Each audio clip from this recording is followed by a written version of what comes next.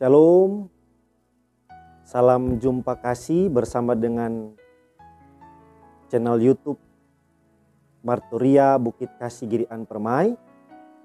Saat ini kita akan membaca dan merenungkan firman Tuhan.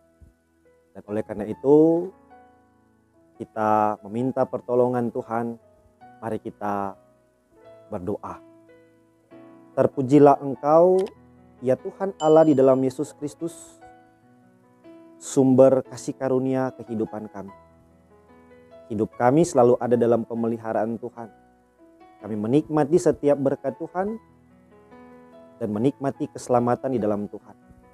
Saat ini ya Tuhan, lewat channel YouTube Marturia Bukit Kasih Girian Permai, semua kami, tim multimedia, bahkan pun nanti penonton dan pendengar, kami akan membaca dan merenungkan firman-Mu. Tuhan kiranya memberikan kami hikmat untuk supaya kami memahami segala maksud-maksud Tuhan dalam hidup kami. Berfirmanlah kiranya Engkau Tuhan, kami sudah siap untuk mendengarkannya. Amin. Saudara-saudara yang dikasihi dan diberkati Tuhan, kita membaca firman Tuhan. Bacaan firman Tuhan terdapat dalam Perjanjian Baru 2 Korintus pasal yang ke-8 ayat 1 sampai dengan ayat yang ke-15. Sekali lagi 2 Korintus pasal yang ke-8 ayat 1 sampai dengan ayat yang ke-15. Oleh Lembaga Alkitab Indonesia memberi judul Pelayanan Kasih. Firman Tuhan ditulis demikian. Saudara-saudara, kami hendak memberitahukan kepada kamu tentang kasih karunia yang dianugerahkan kepada jemaat-jemaat di Makedonia. Selagi dicobai dengan berat dalam pelbagai penderitaan, sukacita mereka meluap, dan meskipun mereka sangat miskin, namun mereka kaya dalam kemurahan. Aku bersaksi bahwa mereka telah memberikan menurut kemampuan mereka, bahkan melampaui kemampuan mereka. Dengan kerelaan sendiri mereka meminta dan mendesak kepada kami supaya mereka juga beroleh kasih karunia untuk mengambil bagian dalam pelayanan kepada orang-orang kudus. Mereka memberikan lebih banyak daripada yang kami harapkan. Mereka memberikan diri mereka pertama-tama kepada Allah, kemudian oleh karena kehendak Allah juga kepada kami. Sebab itu kami mendesak kepada Titus supaya ia mengunjungi kamu dan menyelesaikan pelayanan kasih itu sebagaimana ia telah memulainya. Maka sekarang sama seperti kamu kaya dalam segala sesuatu, dalam iman, dalam perkataan, dalam pengetahuan, dalam kesungguhan untuk membantu, dan dalam kasih-Mu terhadap kami. Demikianlah juga hendaknya kamu kaya dalam pelayanan kasih ini. Aku mengatakan hal itu bukan sebagai perintah, melainkan dengan menunjukkan usaha orang-orang lain untuk membantu. Aku mau menguji keikhlasan kasih kamu. Karena kamu telah mengenal kasih karunia Tuhan kita Yesus Kristus, bahwa Ia yang oleh karena kamu menjadi miskin, sekalipun Ia kaya, supaya kamu menjadi kaya oleh karena kemiskinannya. Inilah pendapatku tentang hal itu yang mungkin berfaedah bagimu. Memang sudah sejak tahun yang lalu kamu mulai melaksanakannya dan mengambil keputusan untuk menyelesaikannya juga. Maka sekarang selesaikanlah jugalah pelaksananya itu. Hendaklah pelaksananya sepadan dengan kerelaanmu, dan lakukanlah itu dengan apa yang ada padamu.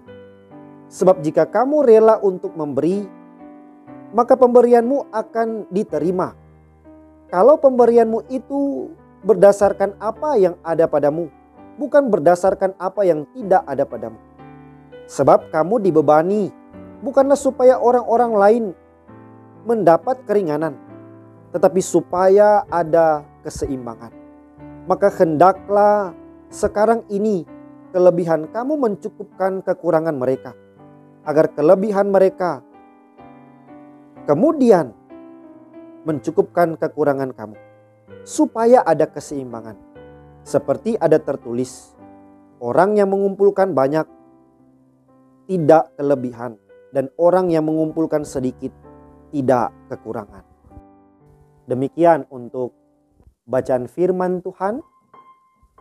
Saudara-saudara yang dikasihi dan diberkati oleh Tuhan kita Yesus Kristus, kemiskinan merupakan realita hidup dalam dunia ini. Dan karena itu banyak orang berusaha untuk keluar dari keadaan miskin. Tidak jarang bahwa ada juga orang-orang yang tidak mampu untuk keluar dari kemiskinan. Maka menjadi tugas bagi orang Kristen untuk saling tolong-menolong. Dalam hal ini, saling berbagi, membantu orang-orang yang miskin. Tetapi ada kalanya berbagi adalah kata yang mudah untuk diucapkan, tetapi sulit dalam pelaksanaannya. Dalam bacaan ini, Paulus mendorong supaya jemaat di Korintus mau mendukung pelayanan jemaat di Yerusalem. Paulus terlebih dahulu memberikan contoh kondisi jemaat lain, yaitu jemaat Makedonia, yang hidup menderita dan sangat miskin dalam harta. Tetapi dalam hal kasih mereka sangat kaya. Mereka dapat memberikan bantuan yang melebihi kemampuan mereka. Kemudian Paulus mengingatkan jemaat di Korintus bahwa mereka adalah jemaat yang kaya dalam segala sesuatu. Maka seharusnya juga kaya dalam berbagi kasih. Tema minggu berjalan ini sebagai warga Gemini. Saudara-saudara yang dikasihi oleh Tuhan kita Yesus Kristus, sebenarnya jemaat Korintus sudah berkomitmen untuk membantu jemaat di Yerusalem. Tetapi mereka lalai. Mengapa Paulus meminta mereka melakukan pelayanan kasih ini? Pertama, harta milik kita adalah karunia Tuhan. Jika kita mampu memberi, itu adalah anugerah. Karena belum tentu semua orang bisa untuk memberi. Kedua, memberi harus belajar dari apa yang Tuhan telah lakukan. Yaitu Kristus yang kaya menjadi miskin agar kita yang miskin menjadi kaya. Ketiga, memberi harus atas dorongan kasih, bukan karena perintah atau paksaan.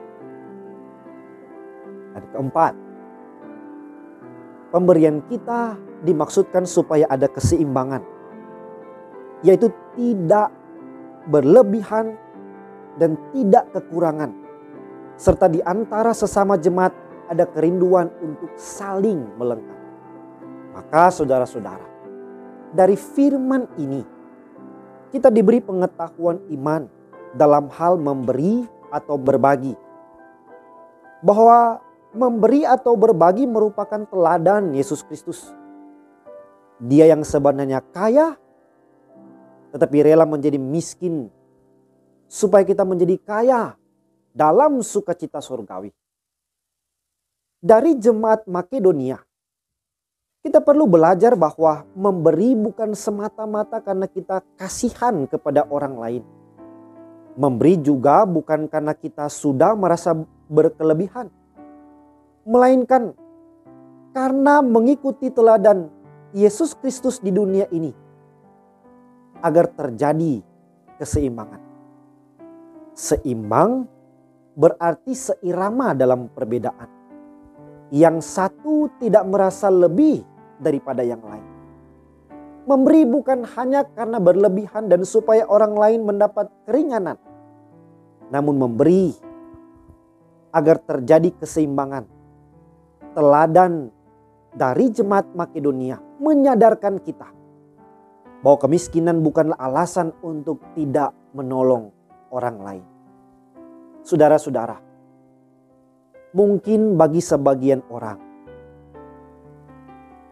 tidak mau berbagi bisa ditutupi dengan berbagai-bagai macam alasan. Tetapi bagi orang percaya, seharusnya berbagi merupakan alasan kita ketika kita menikmati kasih karunia Tuhan. Tuhan adalah sumber berkat yang mencurahkan berkat bagi kehidupan kita. Kita pasti tidak sanggup untuk menjumlahkan secara pasti banyaknya berkat Tuhan yang diberikan bagi kita. Tetapi kita akan merasa takjub bahwa banyak berkat Tuhan yang diberikan bagi kita. Maka mari kita berdoa dan mencari tahu kemanakah kita dapat menyalurkan sebagian berkat Tuhan yang telah kita terima, supaya tercipta keseimbangan dan kita pun terberkati melalui berbagi dalam kasih. Kita diberkati untuk menjadi berkat. Terpujilah nama Tuhan. Amin. Saudara-saudara, mari kita berdoa. Tuhan, terima kasih bahwa saat ini semua kami boleh menikmati lagi sebagian tentang firman. Maka kiranya Tuhan, lewat firman-Mu ini kami semakin dicerahkan. Bahkan kami boleh menjadi pelaku-pelaku firman yang sejati.